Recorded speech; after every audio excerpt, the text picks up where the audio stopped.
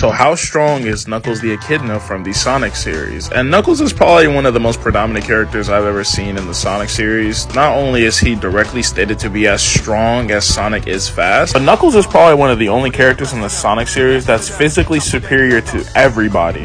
I think I think him and Shadow are relative in terms of strength, but I think it's stated that Knuckles is the strongest character in the Sonic franchise. In terms of where Knuckles would scale, it's pretty much shown in every game that he's appeared in that he's relative to base Sonic in terms of physicality and in terms of speed. This is pretty much shown in every game that Knuckles has been fortunate to be in, whether it be Sonic Adventure 1, Sonic 3, Sonic and the Black Knight, Sonic Forces, and even Frontiers as well. Hell, even in the movies, Knuckles consistently relative to Sonic in terms of attack potency or just AP in general. As for his scaling, we know Knuckles should be superior to people like Zavok and even people like Eraser Jin, who directly have relativity of scaling to base Sonic. Even in Forces, Knuckles has shown the ability to take on Phantom Ruby clones of both Metal Sonic, Zavok, and Shadow, who directly have relativity to base Sonic in terms of stats both in speed and strength. Even a Knuckles in Post Forces and IDW is seen dismantling Egg Troopers with ease, and even Tails notes that if they had Knuckles it'd be a lot quicker to get rid of them. And in Frontiers, he's able to take out multiple cyberspace soldiers with just one punch.